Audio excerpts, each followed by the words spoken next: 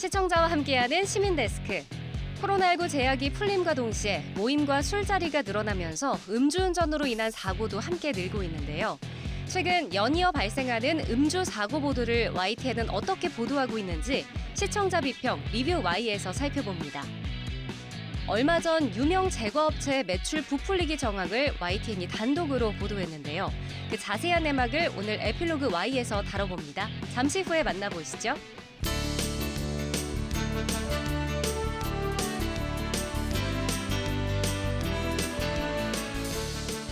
시청자 여러분 안녕하십니까, 김영수입니다. 최근 감기가 기승입니다. 팬데믹 기간에 강력했던 방역이 완화되면서 여러 바이러스에 쉽게 노출되는 것도 영향이 있을 겁니다.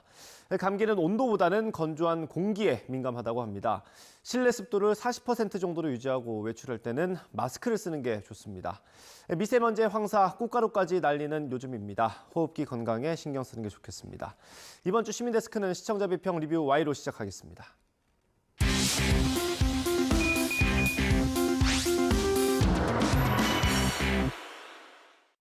네, 세 분 어서 오십시오. 안녕하십니까.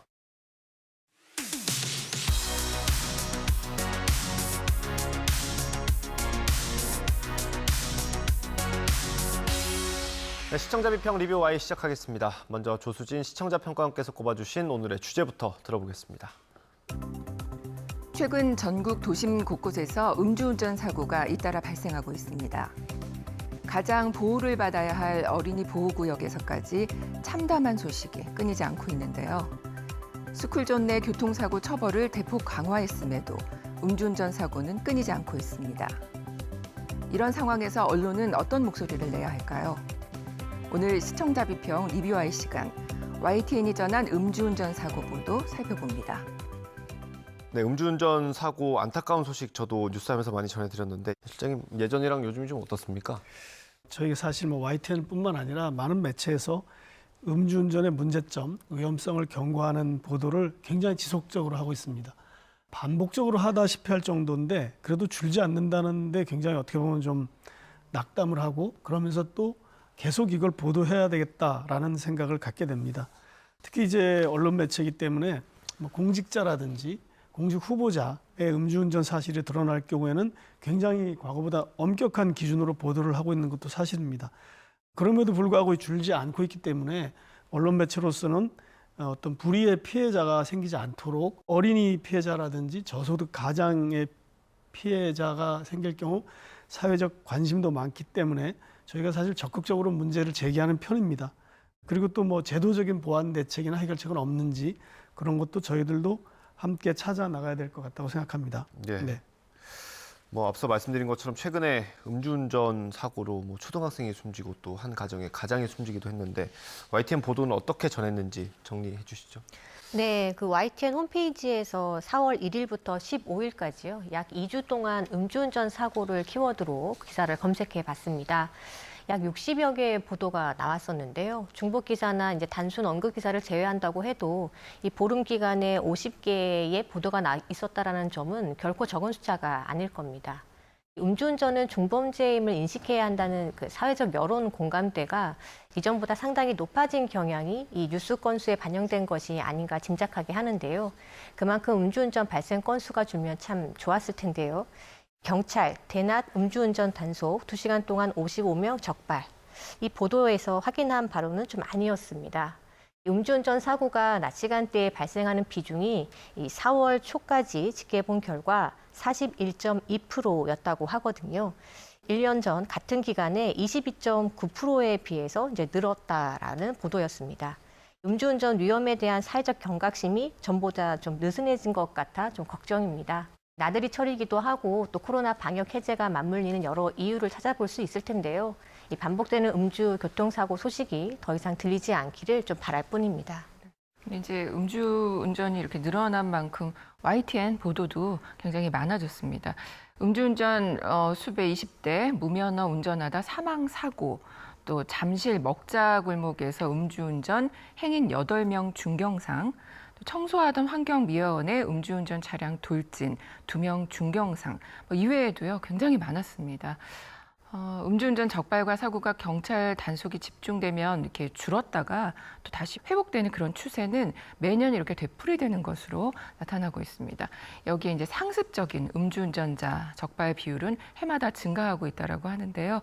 음주운전 사고가 이렇게 반복되고 있다는 게 문제임을 이 보도를 통해서 실감할 수 있었습니다. 4월 11일 보도입니다. 마지막까지 배달하다 음주운전이 앗아간 아버지라는 제목의 보도인데요. 배달을 하다 음주운전 차량에 치여서 돌아가신 한 가장의 사건 소식입니다. 아들의 인터뷰 내용이 나갔는데 이 보도를 통해서 음주운전이 이렇게 한 가정을 완전히 무너뜨릴 수 있다는 점 느끼게 했고요. 음주운전의 폐해를 충분히 알리는 기회가 됐다라고 생각이 됩니다. 근데 여기서 하나 생각할 것은 음주운전 피해에 의한 고통을 공개해서 가해자 처벌을 할 그런 필요를 언급할 수는 있겠지만 그 피해자 가족의 삶이 회복될 수 있도록 하는 관심 이런 것도 좀 이어나갔으면 좋겠다는 점 강조합니다. 네, 이 평가원님 말씀에 공감하는데요. 생계비를 벌던 사람이 갑자기 숨질 경우에 이 경제적 타격을 피하긴 힘들 겁니다. 이 음주운전 가해자는 합의금이나 형사처벌로 이 죗값을 다 치렀다고 여길 수 있겠지만 사고 이후에 피해자와 또 그 가족의 경우에는 월 소득이 크게 줄어 경제적 타격이 커지고 또 감당하기 어려울 정도로 길게 고통을 감내해야 합니다. 음주운전 피해의 생계망막, 해외에선 가해자가 양육비 지급이라는 보도가 있었는데요. 가해 운전자가 피해 유자녀의 양육비를 지급하라고 명령할 수 있게 하는 법안이 국내에서도 논의 중이라고 보도가 있었습니다. 가해자들이 자신이 저지른 범죄가 가져온 결과에 제대로 책임지고 또 배상하게 해야 할 방법이 무엇인지 고민이 필요해 보인다라는 점에서 공감이 갔습니다. 경제적 울타리를 잃은 피해자를 위해서라도 사회적 지원 제도를 살피고 정보를 알리는데 YTN이 적극 좀 나서주시길 바라겠습니다. 네. 또 이어서 4월 8일 대전에서 음주운전 사고가 있었습니다. 60대 만취 운전자 스쿨존서 인도 덮쳐 어린이 4명 중경상 제목의 보도가 첫 기사였던 것 같은데요. 다음 날 4월 9일입니다. 대전에서 만취 60대 스쿨존 돌진 피해 어린이 1명 숨져라는 제목으로 안타까운 소식을 전합니다. 목격자 진술 인터뷰와 사고 당시 CCTV 영상이 보도됩니다. 정말 영상을 보면서 화가 정말 많이 나고 너무 마음이 아팠습니다. 음주 운전자는 물론이고 술자리에 동석한 지인들에게도 적용 가능한 혐의도 소개를 했고요. 또 어린이 보호구역에서 어린이가 사망한 사고인 만큼 특정 범죄 가중처벌법이 적용된다라는 소식도 전합니다. 또 11보도에서 조금 더 자세하게 전하는데요. 어린이 보호구역 4명 사상 사고, 음주운전 피의자 구속영장 심사라는 제목의 보도에서는 문제 상황을 구체적으로 알려줘서 인상적이었습니다. 인근 주민 인터뷰가 나오는데요. 이걸 통해서 문제점을 전달한 겁니다. 어린이 보호구역에 가드레일 펜스 이런 게 있었는데 이제 정비 사업으로 어느 날부터 이게 갑자기 사라져서 안타까웠다라는 그런 내용을 전하는데 의무사항은 아니지만 어린이 보호구역에 최소한의 보호장치가 필요하다는 점 강조합니다. 네. 이 사고가 났던 곳이 어린이 보호구역이었잖아요. 그래서 관련 보도도 좀 있었을 것 같습니다. 네, 그 민식이법 시행 3년이 지났지만 스쿨존에서 일어나는 어린이 교통사고 사망 건수가 좀처럼 줄고 있지 않다고 지적을 했습니다. 더 뉴스 만취 운전자의 또 민식이법 이후에도 반복된 비극 보도에서는요. 정경일 교통사고 전문 변호사가 출연을 했었는데요. 대담을 하면서 이제 핵심적인 이야기를 많이 나눴습니다. 윤창호법이든 민식이법이든 처벌을 강화한 입법이 마련됐음에도 실제 법정형 처벌은 좀 그다지 강력하지 않다라는 점 짚어주었고요. 또 운전자들이 어린이 보호구역 내에서는 어린이 안전을 우선해야 한다는 의식이 있어야 하는데 이런 의식 자체가 잘 잡혀있지 못한 것이 좀 근본적인 문제라고 지적을 했습니다. 이 말에 좀 동의할 수밖에 없고요. 저는 여기서 이러저러한 방지책을 좀 고민하고 논의하는 노력이 좀 더 필요하고 더 나아지기 위한 방법을 구상하는 것은 무엇보다 중요하다라는 점에 좀 동의를 하게 했습니다. 또 만취운전 직원을 승진시킨 법원 징계는 8개월 뒤에야라는 보도 제목만 봐도 우리가 음주운전에 대한 의식이 미흡하다라는 거 알 수 있죠. 우리 사회가 음주운전자에 얼마나 관대한지를 확인시켜줬습니다. 음주운전에 대한 사회인식 개선이 얼마나 중요한지 곱씹어보게 되는데요. 앵커 리포트에서도 인식 개선을 강조를 합니다. 앵커 리포트, 민식이법 이후에도 끊이지 않는 스쿨존 사고라는 제목의 보도입니다. 민식이법 이전과 또 이후 어린이 보호구역에서 일어난 교통사건 사고 건수를 통계를 보면서 분석을 했거든요. 민식이법이 큰 효과를 발휘하지 못하고 있다는 겁니다. 그래서 이에 대해서 안전시설물 설치, 또 가해자 처벌 강화 등을 강조하면서 마지막에 인식 자체가 강화돼야 함을 강조를 합니다. 이렇게 앵커 리포트에서 강조한 내용들이 잘 진행되도록 언론의 감시 기능도 앞으로 발휘해 주시길 바랍니다. 저도 이제 저희 아이들이 다니는 학교에서 이 녹색 부모회를 신청을 했거든요. 그래서 1년에 한 2번 정도 그 아침 등교 때 교통안전 지도를 나갑니다. 이 학교 앞에 건널목이나 이제 도로에서 아이들이 가장 우선적으로 보호받아야 할 대상이 될 수 있도록 관심을 쏟는 일이 가장 중요하겠죠. 이 초등학교 저학년 아이들의 경우에는 특히나 이제 시야 자체가 넓거나 높지 않아서 학교 앞에 이렇게 주정차되어 있는 차량이 움직이고 있을 것이라고 미처 생각하지 않는 경우도 있더라고요. 때문에 이 스쿨존 내에서는 아이들의 시선이나 동선을 고려해서 운전자는 항상 어린이를 우선해서 방어 운전을 해야 할 겁니다. 아이들의 안전이 우선될 수 있는 조치들이 무엇일지 YTN이 아이들의 입장을 잘 고려한 안전 정책이 무엇일지 짚어볼 부분이라는 생각이 좀 들었습니다. 네. 음주운전을 하면 안 된다는 인식은 예전부터 있고 법으로 그렇게 돼 있기 때문에 인식이 계속 이어져 오는 거고요. 또 최근에는 그 심각성이 굉장히 많이 부각이 되지 않았습니까? 그런데도 이렇게 근절되지 않는 이유는 뭘지 또 고민해 볼 필요가 있을 것 같아요. 네, 음주운전 사망사고 때마다 그 급물살을 타듯이 논의를 반복하고 있는데 이 음주운전자에 대한 관리 정책이 좀 강화될 필요성에 대해서 YTN이 좀 더 보도를 늘려야 한다라는 생각이 들었습니다. 이 음주운전자의 경우 면허가 취소되었다가도 다시 음주운전을 하다가 적발될 확률이 일반 운전자의 3배, 또 다시 면허가 취소될 확률은 무려 10배가 된다고 하거든요. 그래서 외국 같은 경우에 이 음주운전자에 대한 관리 정책으로 3개월 이상, 또 1, 2년이나 최대 4, 5년까지 음주 재활 프로그램이 있다고 합니다. 하지만 우리나라의 경우에는 가장 짧은 4시간에서 16시간의 교육만 받으면 음주를 하더라도 면허 재취득이 된다고 하죠. 여러 면에서 열악한 실정입니다. 상습 음주 운전자를 대상으로 한 심리치료라든지 또 이들이 술을 마신 상태에서 차를 몰 수 없도록 하는 좀 제도적 안전벨트 마련에 YTN이 주목해 주길 바랍니다. 네. 굿모닝 브리핑의 음주 시동 잠금 장치 도입 요구 14년째 제자리라는 보도를 보면서 시동 잠금 장치가 미국과 유럽 등에서 도입돼서 운영되고 있다라고 이제 짧게 훑어줬는데요. 우리나라도 관련 법안이 2009년에 발의된 적이 있습니다. 또 19대, 20대 국회에서도 발의됐지만 통과되지 못했고요. 21대 국회에서도 관련 법안이 5개나 지금 계류 중이다라는 소식 전합니다. 시동 잠금 장치라고 검색을 해보니까 2015년 음주운전 사고 기사가 이렇게 나오더라고요. 그러니까 이때도 같습니다, 보도가. 국외 사례로 시동 잠금 장치를 들면서 음주운전 사고를 예방하자라는 그런 내용이거든요. 근데 이제 이게 수년이 지난 지금에도 왜 이 법안이 통과되고 있지 못한지 좀 저는 궁금해졌습니다. 그래서 이런 관련된 내용 분석하고 대책을 촉구해 나가는 그런 후속 보도도 좀 기대하겠습니다. 또 뉴스라이더 처벌 강화에도 반복되는 음주사고 대책은에서는요. 음주운전이 왜 반복되는지 그 전문가와 대담을 진행한 시의적절한 내용이었습니다. 가천대 안전교육연수원장은 음주운전 단속이 좀 더 촘촘해져야 할 것을 주문했는데요. 스쿨존에서 카파라치를 다시 시작해 보는 것이라든지 또 음주운전자 양형 기준을 강화하는 것, 또 윤창호법과 같은 가중처벌이 부활할 필요성이 있다는 점을 지적하기도 했습니다. 한국 사회가 술에 대해서 좀 관대하고 또 음주운전에 대한 실형 선고율도 관대하다는 점이 좀 방점이 찍혔었는데요. 효율적으로 또 효과적으로 음주운전을 막을 수 있는 구체적인 방안을 도입하는 것이 시급하다는 점에 좀 공감하게 했습니다. 네. 이 언론이 어떤 역할을 더 할 수 있겠습니까? 음주운전 줄이는데. 저도 이제 두 분 말씀을 들으면서 많은 생각을 하게 됐는데요. 그런데 이제 박사님께서 지적하신 것 중에 그 재범률이 굉장히 높다, 음주운전 사고가. 그런데 거기에 비해서 이 어떤 면허를 재발급하는 요건이 굉장히 약하다는 취지의 말씀을 하셨는데 그런 것에 굉장히 동의하고요. 사실 언론이 좀 사회적인 인식 개선뿐만 아니라 이런 제도 개선의 문제를 좀 더 심층적으로 보도할 필요가 있겠구나 이런 생각을 하게 됐습니다.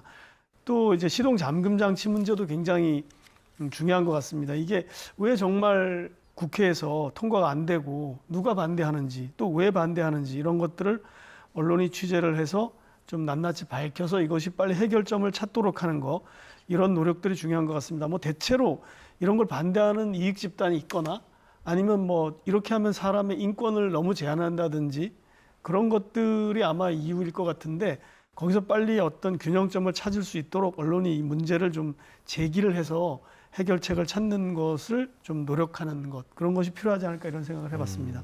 알겠습니다. 마지막으로 평가원님 당부의 말씀 있으시다고. 네, 최근 발생한 음주운전 보도를 보면서 생각하게 된 건데요.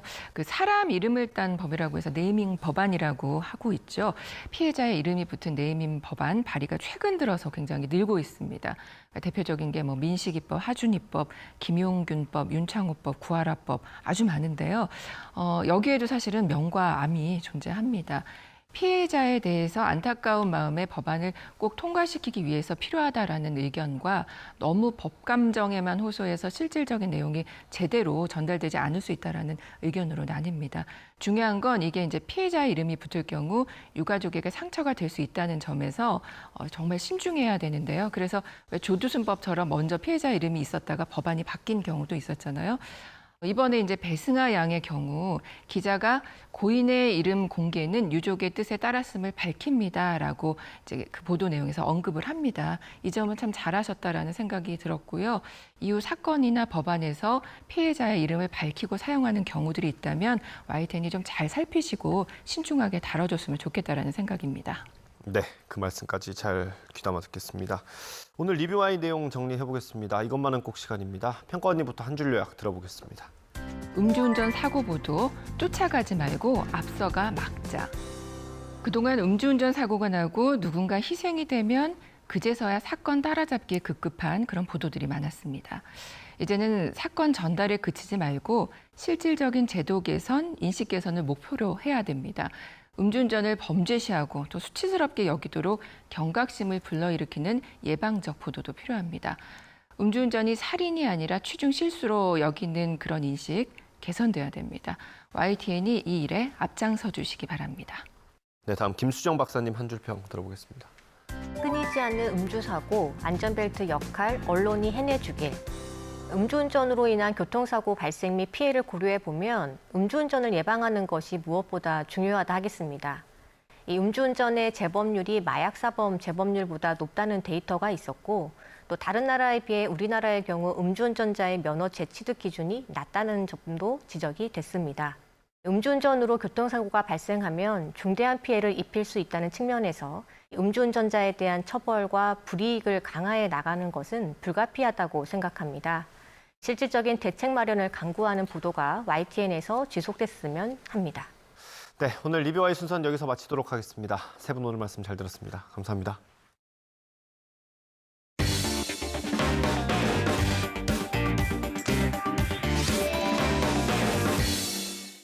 지난 3월과 4월 두 차례에 걸쳐서 혜택 크라운 제과의 매출 부풀리기 의혹을 YTN이 단독으로 전해드렸습니다. 오늘 에필로그 Y시간 대형 제과업체의 매출 부풀리기 정황을 집중 취재한 이준엽 기자와 함께 얘기 나눠봅니다. 지금 바로 만나보시죠. 영업 매출을 수십억 원 이상 거짓으로 부풀린 사실. 유명 제과업체인 혜태제과가 영업 매출을 거짓으로 부풀린 사실 YTN이 단독 보도로 전해드렸습니다. 이 보도를 위해 취재진의 많은 노력과 시간이 필요했다고 하는데요. 취재 과정 그리고 그 이후의 못다한 이야기를 허심탄회하게 들어봅니다. 오늘 에필로그 Y시간 사회부 이준엽 기자와 함께합니다. 네, 어서 오세요. 안녕하세요. 네, 지난달에 이어서 이번 달까지 단독 보도를 통해 좀 소식을 전해주셨습니다. 어떤 이야기들이 숨어 있는지 들어볼까 하는데요. 먼저 못 보신 분들을 위해서 어떤 단독 보도를 하셨는지부터 소개해 주시죠. 혜태제과와 크라운제과가 한 그룹 소속이거든요. 그래서 크라운 혜태그룹의 매출 부풀리기를 이제 폭로하는 보도를 했는데요. 매출 부풀리기라는 게 간단하게 설명을 드리면 이제 매출을 일반적인 방식으로 매출을 팔았을 때 그냥 매출을 잡는 게 아니라 가짜로 이제 세금 계산서까지 끊어서 이제 이런 매출이 없었는데도 실제 있었던 것처럼 전산과 이제 회계상의 기록을 하는 걸 매출 부풀리기라고 합니다. 네. 3월 초에 첫 보도가 나갔었잖아요. 어떻게 해서 만들어진 건가요, 이 기사가? 사실 보도가 처음 나간 건 3월인데 이게 제보가 처음 온 시기로 거슬러 올라가면 12월까지 거슬러 올라가요. 그래서 처음 제보는 약간 갑질 보도, 갑질에 초점이 맞춰진 제보였어요. 그래서 세금 계산서를 이제 허위로 아까 발행했다고 말씀을 드렸는데 이 허위로 발급한 계산서를 받은 분이 있을 것 같거든요. 그래서 내가 이렇게 세금 계산서를 예전에 끄는 게 지금 적발이 돼서 이게 이제 세금을 물게 생겼는데 그때 당시에는 혜택 제과에서 그걸 모두 책임져 준다고 했는데 지금은 책임을 져주지 않고 있다. 이렇게 설명을 하시는 거예요. 근데 이제 그때 하셨던 말씀 중에서 조금 이렇게 유심하게 들었던 내용 중에 하나가 그때 왜 그렇게 했느냐 이렇게 여쭤봤더니 그때 당시에 뭐 상장이나 이런 것들을 했었는데 그것과 연관이 있다고 내가 설명을 들었다. 이런 내용을 말씀을 하셨어요. 그래서 이제 단순히 그냥 이 세금 계산서 세금을 왜 안 주냐 이 문제로 하면은 그때 당시에도 바로 못 보도를 할 수 있었겠지만 뭔가 이렇게 상장과 연관된 어떤 이제 부적절한 회계 이런 부분들에 초점이 있을 수도 있다는 생각이 들어서 그 자료를 조금 모으는데 시간이 걸렸고 그게 이제 한 3개월 정도 그렇게 소요가 돼서 그 자료를 모은 다음에 이제 보도를 처음으로 하게 됐습니다. 근데 저희가 보도를 보니까 3월에도 나가고 4월 초에도 나갔더라고요. 이게 두 번에 나눠서 이렇게 연속 보도를 하게 된 이유가 있는 건가요? 이제 첫 번째 보도를 할 때 말씀드린 것처럼 이렇게 좀 노력을 해서 자료를 모았었는데 그러고 나서 이제 첫 보도를 하고 나니까 그 보도를 보고 나서 이제 다른 곳에서도 제보가 또 들어왔어요. 그러니까 제가 보도를 처음에 했던 거는 혜택 제과만 그랬다는 거였는데 다른 분들이 제보를 해주신 거는 크라운 제과에서도 이런 일이 있었다. 나 그래 당했다. 이런 내용들을 제보를 해주셔서 그 내용들을 일일이 검토하고 또 취재하고 하면서 한 달 정도 시간이 지난 뒤에 추가 보도를 또 하게 됐습니다. 네. 결국 이번 보도의 핵심이 매출 부풀리기였는데 이렇게 유명한 제과업체에서 왜 이런 일이 발생한 건가요? 네, 사실 일반 제과 업체들이나 이런 곳에서 매출 부풀리기는 종종 이제 영업사원들이 개인적으로 이렇게 벌이는 일들인 경우가 많거든요. 뭔가 이렇게 매출 목표를 못 맞춰서 이제 약간 회사에 허위로 보고하는 식으로 이렇게 만든 경우가 많은데 이 경우에는 이제 회사 차원에서 조직적으로 이루어진 정황이 있어서 이제 보도를 하게 된 건데요. 왜 조직적으로 이런 것들을 하게 됐냐? 그래서 많은 회계나 전문가들을 만나서 이렇게 이야기를 하게 됐는데 대부분 분들이 하는 분석이 이거 그때 당시에 2016년과 17년에 굵직한 어떤 이벤트가 있었다. 그게 이제 2016년에는 혜태제과가 직접 상장이 됐고 2017년에는 지주사인 크라운 혜태 홀딩스가 상장이 됐거든요. 그래서 두 개 회사가 상장되는 게 아무래도 영향을 미쳤고 또 그때 당시에 이제 주가나 아니면 매출을 관리하기 위한 목적이 아니었겠느냐 이런 분석을 해주셨습니다. 이번 보도에서 결정적인 역할을 한 게 녹취나 문서 입수인데 좀 쉽지만은 않았을 것 같거든요. 어떠셨어요? 3개월이라는 시간이 사실은 그걸 모으는 데 걸린 시간이라고 보면 될 텐데 사실 혼자서 노력을 했다기보다는 그 제보자분이나 아니면 그분을 통해서 다른 도매상분들을 접촉을 해서 그분들한테 부탁을 많이 드렸어요. 좀 수소문을 해달라. 이런저런 뭐 녹취가 있으면 다 보내달라. 내가 다 들어보겠다. 그리고 혹시나 관련해서 뭐 내부 자료라든지 이런 것들을 구할 수 있겠느냐 했는데 녹취를 보내주셨던 거죠. 그래서 그 중에서 이제 제가 약간 옥석을 가리고 좀 중요한 내용이 필요한 것들을 모아가는 과정이었고 사실 거기에 있는 내부 전산 자료가 나오거든요. 첫 번째 보도를 할 때 그건 이제 정말로 혜태 직원이 아니면 볼 수 없는 자료인데 그 자료 같은 경우에는 정말 우연히 받게 됐어요. 그러니까 그걸 도매상분이 어떤 혜태 직원의 일종의 실수로 제가 자세한 걸 말씀드리기 좀 어려운데 실수로 구하게 된 걸 제가 이제 입수를 하게 된 그래서 그걸 구하게 됐을 때 정말 이게 조직적으로 이루어졌다는 거에 대한 확신이 생겼고 또 이제 그 보도를 조금 더 확실하게 할 수 있는 그런 상황이 돼서 사실 그 자료를 구했을 때 굉장히 짜릿했죠. 근데 사실 이런 것들은 정말 그 직원이 아니면 구할 수 없는 거잖아요. 제보를 하신 분께서는 좀 이렇게 주실 때 많이 걱정은 안 하셨나요? 좀 많이 하셨죠. 사실 다 이제 어떤 친분이 있는 사람들한테 혹은 거래를 하는 사람들한테 이런 자료를 받는 거기 때문에 이게 어쨌든 제보를 하게 되면 본인에게 혹은 본인에게 자료를 준 사람에게 불이익이 갈 수밖에 없는 상황이기 때문에 그걸 항상 걱정을 하시는데 이 사안뿐만 아니라 모든 취재를 할 때 그런 걱정을 하시지만 그래도 이제 제보를 해주시는 이유는 기자가 이 일을 다뤄서 조금 이것들이 사회적으로 문제가 돼서 이런 일이 다시 일어나지 않았으면 좋겠다 이런 마음으로 아마 제보를 하시는 게 아닐까 싶습니다. 그럼 이번에 취재나 보도하시면서 가장 좀 신경을 썼던 부분은 어떤 걸까요? 아무래도 굉장히 복잡한 사안이고 네.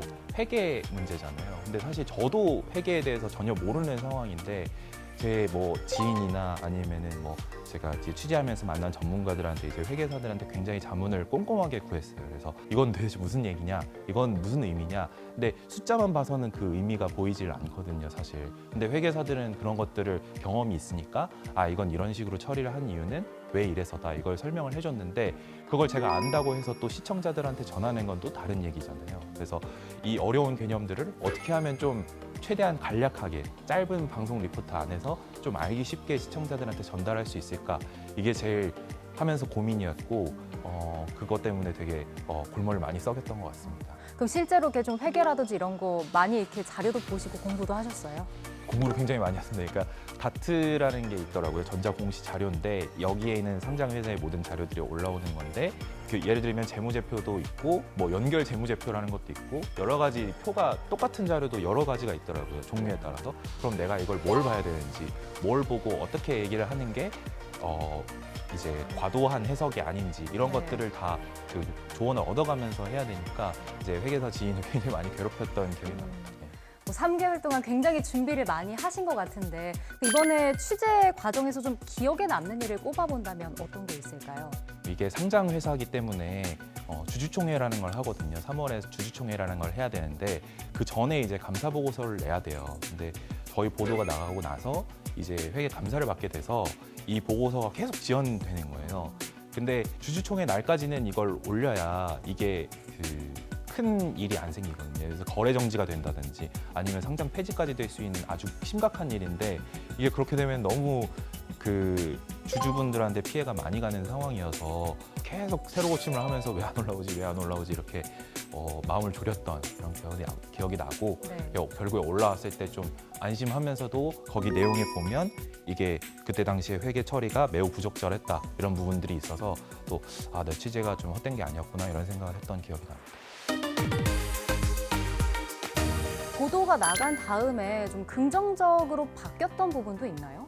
크게 두 가지인데 아까 말씀드렸듯이 그런 회계 감사를 직접적으로 받게 됐어요. 그러니까 이게 단순히 그냥 정기적으로 받는 회계 감사가 아니라 기존에 하던 법인이 아닌 다른 법인에서 이제 좀 더 그 객관적이고 엄밀하게 받도록 해서 결과로 이제 이 회계 처리가 부적정했다. 이 회계 를 처리하는 기준이나 아니면 내부 시스템이 좀 잘못돼 있었다. 이런 결과를 실제로 이제 이것들은 다 그 공시를 해야 되거든요. 그래서 그 주주나 아니면 소비자들에게 투명하게 공개될 수 있도록 했다는 데 첫 번째 의의가 있는 것 같고 두 번째 같은 경우에는 이제 이 보도가 나가게 된 이후에 이렇게 무리하게 매출을 부풀리게 하면 안 된다. 이런 인식을 어쨌든 회사에서도 그 공유를 하게 돼서 계속해서 크라운이나 아니면 혜태제과 내부 공지를 통해서 직원들한테 이렇게 하지 말라, 이렇게 하면 큰일 난다, 이렇게 계속 공지를 했다고 하더라고요. 그런 부분들이 여러모로 좀 뿌듯한 부분이 아니었나 싶습니다. 네. 근데 사실 기업을 상대로 했던 고발 보도인 거잖아요. 사실 좀 위험 부담도 좀 있을 거고 걱정되는 부분도 있을 텐데 이런 보도를 할 때 좀 주의할 점이 있다면 뭐가 있을까요? 사실 이런 보도를 하게 되면 저희가 이미 한번 보도를 하고 난 다음에는 더 이상 돌이킬 수 없게 되는 면이 있거든요. 어쨌든 이 안 좋은 이야기가 나가면 주가나 아니면 여러 사람에게 큰 피해를 입히기 때문에 일단은 하기 전에 검증을 철저히 하는 게 우선인데 또 한 가지 굉장히 중요하게 생각하는 건 반론을 충실하게 실어줘야 된다고 생각을 해요. 그래서 제가 생각하는 거랑 어느 정도 좀 틀린 부분이 있더라도 그 반론을 어쨌든 있는 그대로 살려서 최대한 분량 있게 실어주려고 노력을 많이 했고 그걸 통해서 시청자들이 보고 그 올바른 판단을 내릴 수 있게 이 양쪽의 의견을 균형감 있게 보여주고 대신에 이제 제가 생각하는 어떤 합리적인 증거들을 최대한 이제 풍부하게 제시하려고 노력을 많이 했던 것 같습니다. 그 만약에 이제 앞으로 좀 추가 소식이 있다면 이 부분에 대해서도 후속 보도를 할 예정이신가요? 네, 일단은 지금 감사를 받은 것은 혜태제과뿐이었는데 시기상 그래서 4월에 이제 저희 보도가 나가고 나서 크라운 제과도 어떻게 보면 그런 것들을 받을 수도 있게 된 상황이어서 향후 그런 상황의 변화가 생긴다면 당연히 저희가 보도를 할 것이고 또 이후에 저희가 도매상이라든지 아니면 아까 말씀드린 뭐 영업사원이라든지 이런 예를 들어서 피해를 본 사람들이 추가로 생긴다면 그리고 혜태제과나 크라운제과가 적절하게 조치를 하지 않는 게 생긴다면 저희가 항상 지켜보고 또 추가로 보도를 할 수 있도록 항상 만반의 준비를 갖추도록 하겠습니다. 사실 이번에도 시청자분들이 모르고 넘어갈 내용이었지만 단독 보도를 통해서 좀 짚어볼 수 있었는데 앞으로도 잘못된 그런 내용들 바로잡는 기사 많이 써주시길 바랍니다. 네, 오늘 함께해 주셔서 고맙습니다. 네, 감사합니다.